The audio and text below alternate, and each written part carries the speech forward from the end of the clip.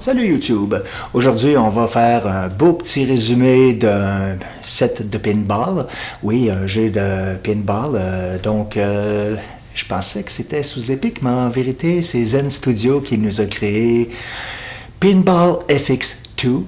Et je vais vous montrer les trois tables, comment ça se joue là-dessus. C'est un jeu qui a un très beau visuel. Alors, on y va et je vais vous passer mes commentaires à mesure que je vous montre ces trois tables. Alors, allons-y!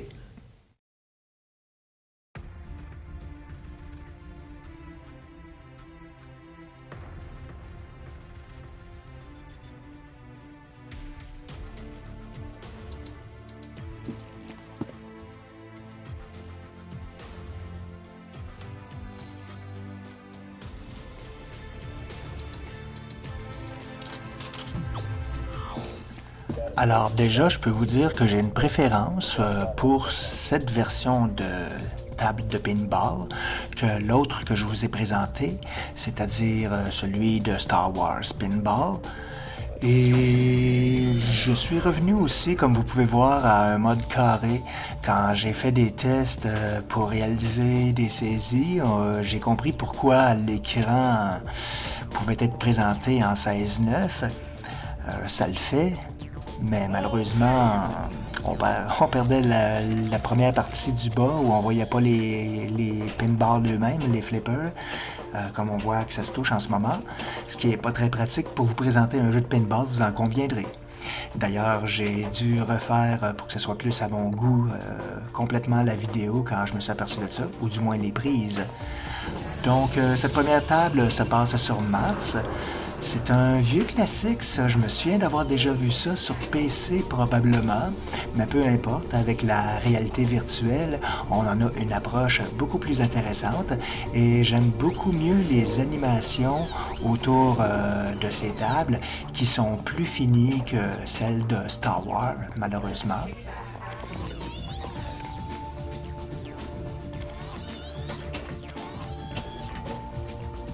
C'est curieux que tout de même, j'ai changé les settings et je trouve que de chaque côté de la table, du moins dans mon casque de réalité virtuelle, on voit beaucoup plus clairement le décorum en arrière. C'est peut-être mon éditeur vidéo qui fait ça ou non, parce que dans le fond, les prises même dans le casque sont ainsi. C'est peut-être paramétrable de façon peut-être déterminée par chaque jeu, je veux dire. Et comme vous voyez, les animations quand même dans ce jeu sont belles.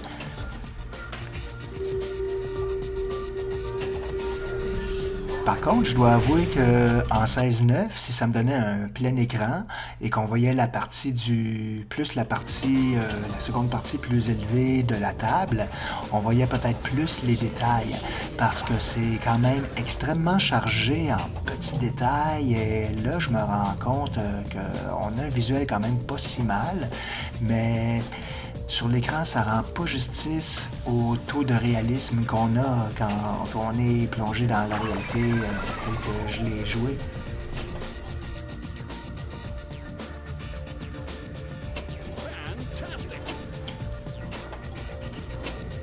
Il faut pas oublier aussi, si vous regardez ma manière de jouer, je vous mentionnais dans la première vidéo que je suis quand même toujours demeuré assez débutant. C'est-à-dire que des jeux de pinball comme ça, j'ai tout le temps joué de façon épisodique. Même si j'ai eu ça sur mon iPad, mon téléphone, à l'époque mon iPod Touch, ainsi que sur ce bon vieux PC. Probablement que j'ai joué le plus souvent sur le PC d'ailleurs.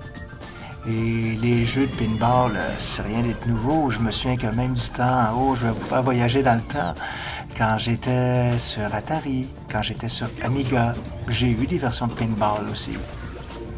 C'est un incontournable quand on veut reculer dans le temps, dans ce qui étaient les jeux vidéo à cette époque, les fameuses arcades.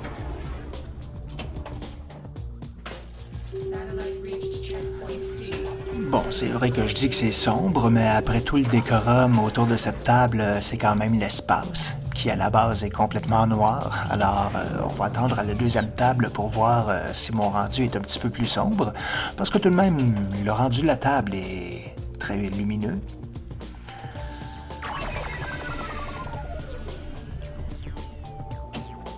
Pour un débutant quand même, j'ai prolongé cette partie-là un certain temps. C'est pas si mal.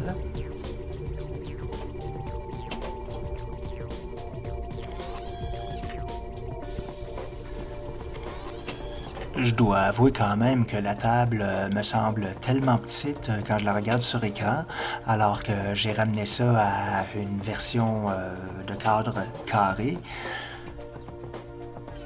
On n'a pas cette impression-là quand même quand on est avec le casque, parce que les proportions prennent leur sens. Si on peut parler d'une perspective, dans le sens qu'une table a quand même, comment dire, la table est graphique, mais ça respecte quand même les dimensions d'une vraie table de pinball qu'on aurait dans un arcade.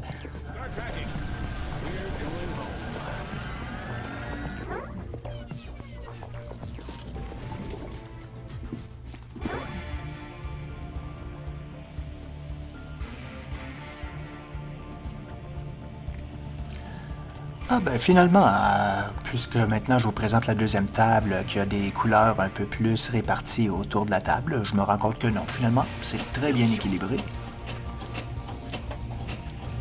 Vous avez vu comment on change terriblement de mode? On était dans l'espace et maintenant on est sous l'eau. J'aime bien le rendu.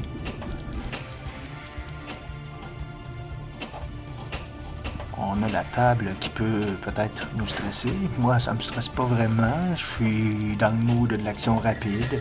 Mais tout de même, peut-être que toutes ces petites bulles d'oxygène qui montent, ça peut calmer les nerfs un peu. Quoique de l'autre côté, avec des requins, je suis pas sûr que je jouerais aussi aisément si j'avais des vrais requins autour de moi. C'est tout de même très amusant comme animation.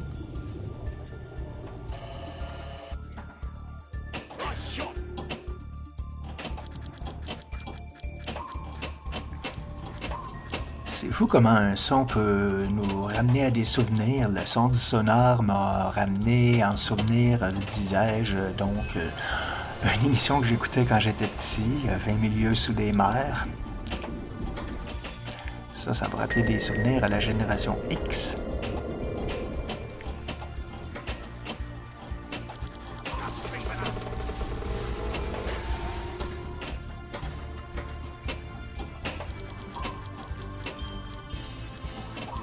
Celle-là est ma deuxième préférée. Peut-être ma préférée au niveau du visuel de la table. Et la troisième que je vais vous présenter, je trouve l'animation particulièrement amusante, vous allez comprendre.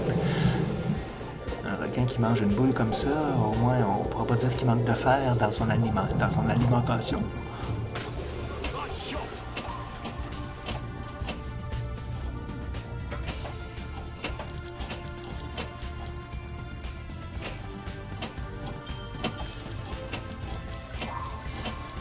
La vidéo est beaucoup plus courte parce que je vous présente dans le fond 3 tables alors que celle de Star Wars en contenait 7, 8.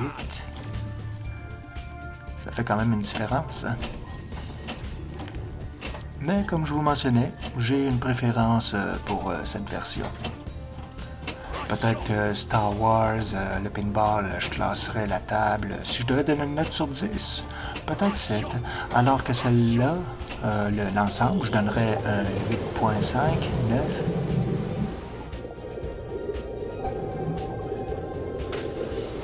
Vous allez dire qu'il y a sûrement mieux comme jeu, ça dépend de vos préférences, mais je veux dire, quand je donne ma note, c'est en pensant tout de même aux tables de pinball que j'ai jouées par le passé sur des médias plus plats.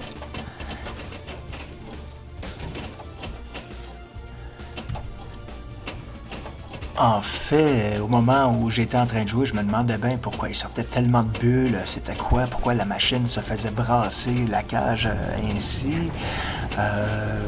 J'ai vu, genre, en faisant mon enregistrement vocal, je me rends compte que j'ai vu le mot tide.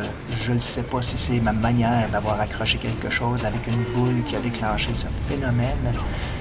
Tiens, ça vient de le faire encore. Toujours est-il que je me retrouve avec 2 boules à jouer au lieu d'une. Ça fait une action un peu plus saccadée.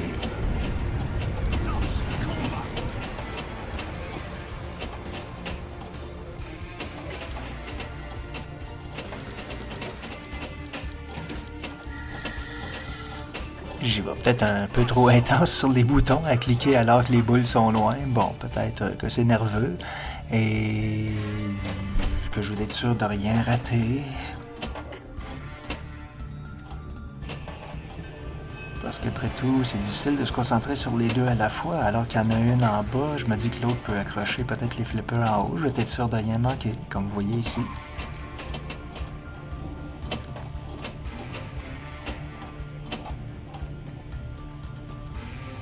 Et voilà.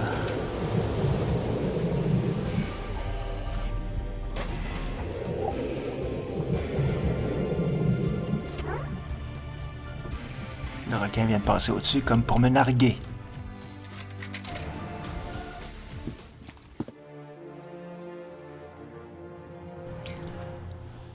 La dernière table, avec son personnage qui m'amuse à chaque fois. Mon Dieu, un genre de marionnette, de caricature de chevalier. C'est presque aussi grotesque que du Monty Python.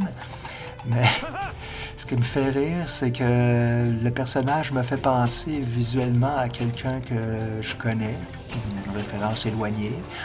J'irai pas y dire ça, quoique ça pourrait peut-être même l'amuser d'une certaine manière.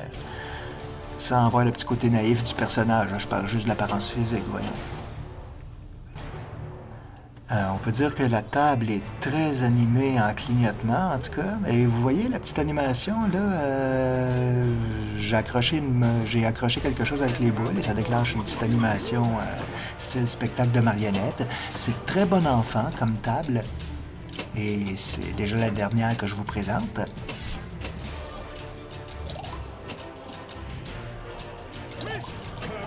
En fait, quand je disais que le personnage, je peux bien avoir pensé à Monty Python, dans Holy Grail, il y a une séquence où on voit un chevalier qui se promène justement sur un cheval balai, comment appeler ça, avec le bruiteur à côté qui tape des noix de coco pour faire le... Bon, c'est ça que je voulais dire, vous l'avez entendu dans la vidéo.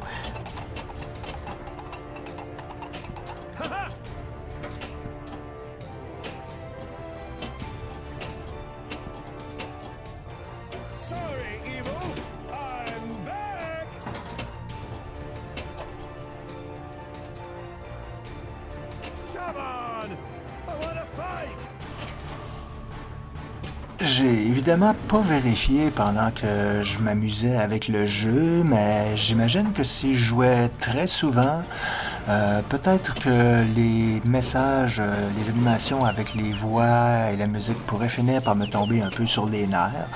J'ai toujours été comme ça. Quand je joue à des jeux vidéo, en général, j'ai tendance à retirer ou mettre de façon très minimale le volume du soundtrack ou de la musique de background, si vous préférez. Par contre, je vais laisser évidemment les FX, les effets sonores qui font plus partie du jeu en lui-même. Peut-être qu'on a paramétré la... On a sûrement paramétré...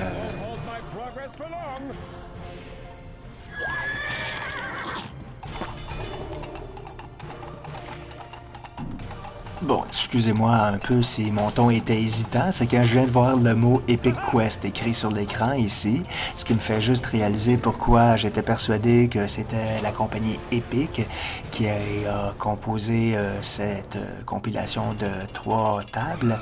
En vérité, Epic, c'est plus concernant la cavalerie, l'équitation, ce qui n'est pas tout à fait la même chose, n'est-ce pas?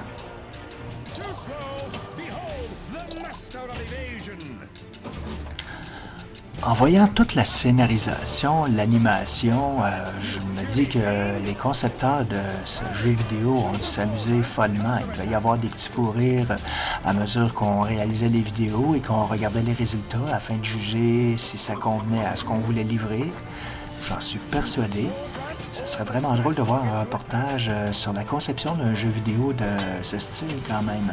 Mais j'ai pas les contacts pour faire ça, ça viendra pas de moi.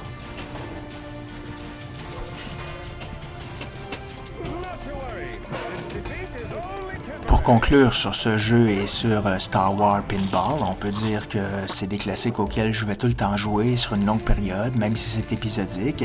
C'est des bons vieux classiques à acquérir. Donc voilà, c'est toujours un bon vieux classique quand même, les pinballs, et on pensait que c'était terminé dans les arcades, mais ça continue dans la réalité virtuelle, et c'est très convaincant, comme vous avez pu voir, intéressant. Alors revenez-nous la semaine prochaine pour une autre vidéo, qui sait sera quoi, sur quoi ça va porter. Donc laissez un commentaire, et si vous avez aimé aussi, laissez un like, ça aide beaucoup pour la diffusion afin que d'autres personnes puissent voir. J'espère que ça vous aura plu, et à la semaine prochaine. Bye bye!